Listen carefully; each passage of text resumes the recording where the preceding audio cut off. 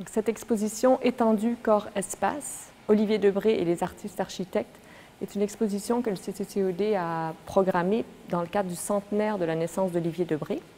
Donc, Olivier Debré est né en 1920 et nous avons voulu célébrer cet anniversaire en montrant un aspect tout à fait nouveau pour le public du travail d'Olivier Debré, qui est l'aspect architecture. Donc,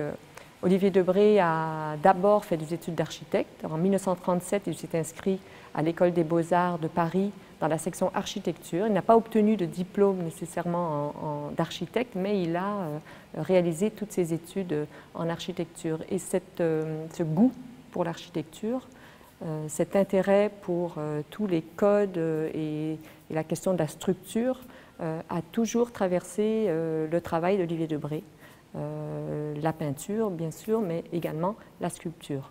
Dans cette exposition, Marine Rochard, chargée d'exposition au CCCOD, et moi-même, directrice du CCCOD, co-commissaire de l'exposition, avons voulu montrer aussi comment, jusqu'à aujourd'hui, dans la création contemporaine, la question des relations entre art et architecture est extrêmement importante et prégnante chez beaucoup d'artistes, et également tout au long de la deuxième moitié du XXe siècle, chez beaucoup d'architectes qui voyaient leur travail d'architecte comme des artistes. Et encore aujourd'hui, vous le voyez dans cette grande salle, des artistes contemporains qui ont constamment le goût et l'intérêt de questionner des questions liées à l'architecture. Oui, ce qui nous a guidés dans ce travail, dans la création de ce projet d'exposition, c'est le fait que chez Debré, il n'y ait pas de frontière établie entre les différentes disciplines, qu'il travaillait l'architecture, le dessin d'architecture et la maquette de la même façon qu'il travaillait la peinture et la sculpture. C'est ce qui nous a donc guidés pour choisir tous les artistes qu'on retrouve dans l'exposition. Mais c'est aussi à partir du travail de Debré que nous avons choisi 3 notions, étendue, corps et espace, qui nous ont permis aussi de baliser un petit peu les contours de l'exposition et le choix des artistes qui sont ici.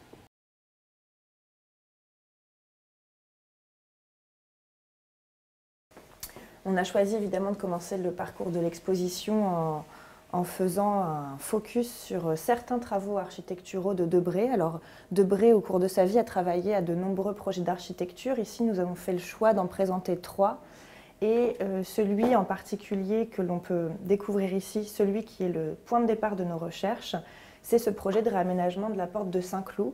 avec un panorama de tours informelles. Debré n'a pas été lauréat du concours, mais nous, ce qui nous a intéressés dans ce projet-là, c'était de découvrir à quel point Debré utilisait des formes organiques, ce qu'il rattachait plutôt au contexte architectural de cette époque-là, tout ce qui émerge à la fin des années 60 et qui se développe au cours des années 60-70, l'architecture prospective et ses recherches sur la mobilité. Et puis, ce qui nous a aussi renforcé dans nos choix, si je puis dire, c'est qu'on a observé une parenté très forte entre ces tours informelles et les sculptures de Debré. Il y a une impulsion gestuelle dans certains travaux d'architecture d'Olivier Debré, à travers l'église Notre-Dame de la Source, mais aussi avec l'atelier d'immeubles d'artistes de la rue Albert qui est là, qui sont vraiment des échos très très forts à sa peinture. Et c'est comme ça qu'on a décidé de choisir des architectes artistes et des artistes architectes pour notre exposition.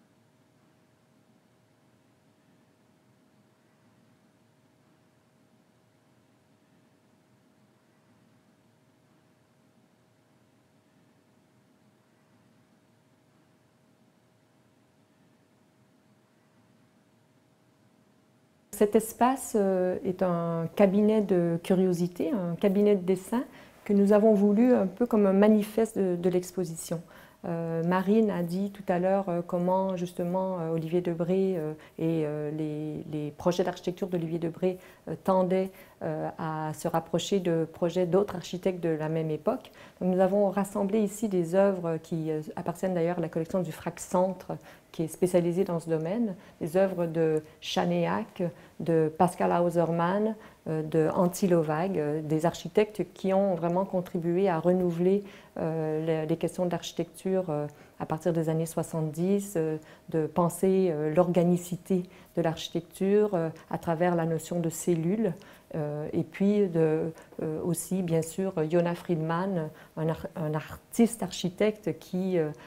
donnait la possibilité aux habitants de concevoir leur propre architecture avec le jeu de la sérialité et des modules et l'espèce d'infini potentiel d'une architecture appropriée. Et ce cabinet de curiosité, ben justement, on a bien voulu montrer le dialogue entre les artistes et les architectes. Nous avons une artiste, Claire Trottignon, qui est une artiste qui vit ici à Tours et qui se préoccupe des questions d'architecture, toujours en montrant les rapports entre architecture et paysage. Donc ici, nous avons une grande vague architecturée qui montre aussi la question du mouvement, la question du corps, ou encore des petits dessins de Bernard Calais, qui est un artiste qu'on va retrouver dans le reste de l'exposition.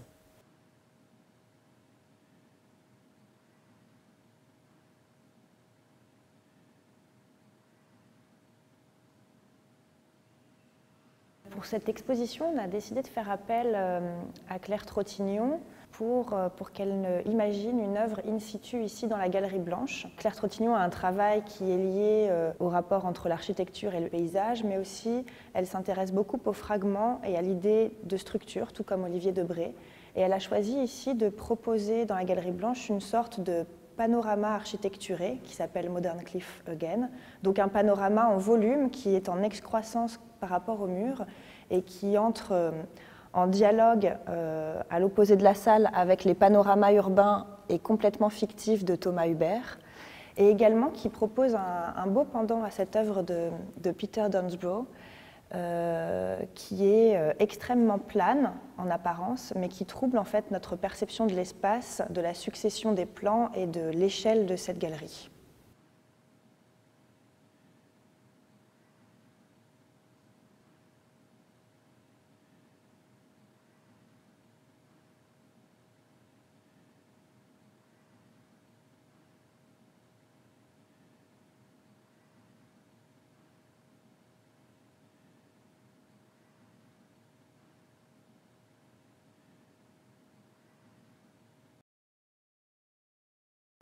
L'enjeu principal de l'exposition, c'était évidemment de montrer de l'architecture, mais aussi de démontrer comment la maquette d'architecture est devenue une œuvre à part entière au fil des années, comment les architectes et puis ensuite les artistes contemporains se sont saisis de ce modèle réduit pour en faire une œuvre d'art autonome. Donc dans l'exposition, on peut découvrir de nombreuses œuvres qui ne sont plus des maquettes, qui ne sont pas des modèles réduits d'un objet à réaliser à plus grande échelle, mais qui ont leurs caractéristiques propres, plastiques, techniques, et qui dialoguent particulièrement avec le cabinet de curiosité des dessins.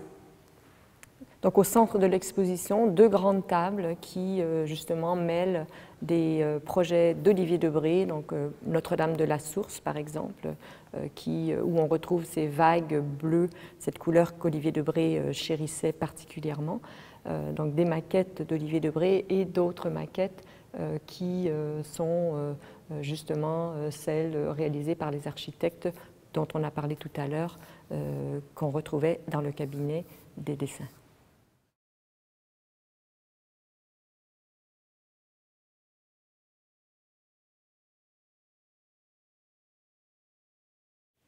Étendue corps-espace, c'est aussi le rapport au paysage, le rapport qu'avait Debré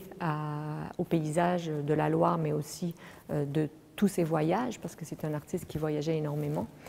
Nous avons choisi de montrer une artiste qui s'appelle Eva Nielsen, qui est une artiste d'origine danoise, mais qui vit en France, et qui, à travers la peinture et la sérigraphie, crée des espaces qui sont des espaces complètement fictionnels, des sortes de trouées dans le paysage, qui nous offrent la possibilité d'entrer nous-mêmes, notre corps, dans ces grands tableaux. Elle peint toujours des grands formats et elle a vraiment le souhait que le spectateur s'imprègne et entre dans le paysage. Donc ces trois grands formats dialoguent avec tout le reste de l'exposition, bien sûr parce que c'est une invitation au voyage, une invitation à regarder le paysage et l'étendue. On a mis en relation ces toiles avec une sculpture très brutaliste de la sculptrice allemande Isa Gensken. Alors c'est une sculpture un petit peu essentielle dans notre exposition parce qu'elle vient montrer comment l'architecture est aussi un acte engagé, est aussi une question sociale. Et puis, bien c'est toute l'histoire de la sculpture contemporaine ici qui est racontée aussi dans cette sculpture de béton.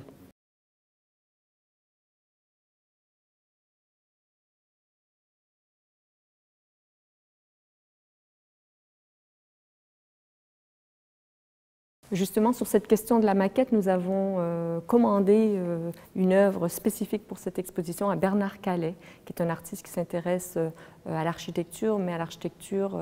je dirais, dans sa dimension humaine, les questions d'échelle, les rapports entre intérieur et extérieur,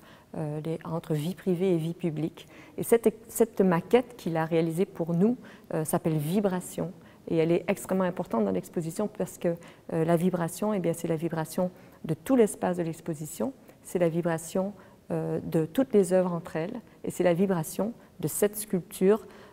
en elle-même, qui est une sorte de panoramique kaléidoscopique réalisée avec des miroirs et un matériau qui l'affectionne particulièrement, qui est le Viroc. Donc, nous parlions de la question de l'architecture comme un acte social.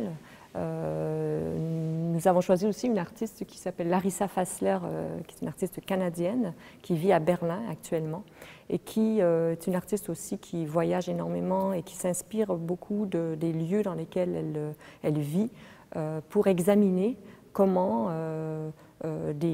les habitants, comment les citoyens vont venir modifier des espaces qui ont été conçus par des architectes ou des urbanistes. Ici, nous avons choisi deux grands dessins de la série de la place de la Concorde à Paris. Elle a pris un temps d'observation long pour se poster sur cette place, donc peut-être 3 semaines d'observation où elle venait tous les jours cartographier tous les déplacements qui se produisaient sur cette place, soit les personnes physiques qui vont marcher, courir, traverser cette immense place, toute cette économie aussi qui se place sur une place publique, et puis retranscrire sur un seul et même grand dessin tous ces déplacements qui viennent créer une sorte de flux extrêmement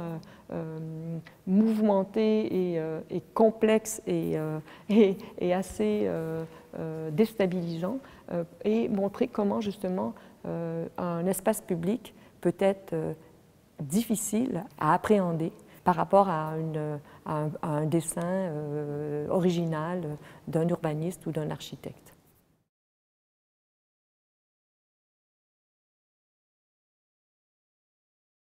On a décidé de consacrer une salle au travail de Rémi Jacquier, puisque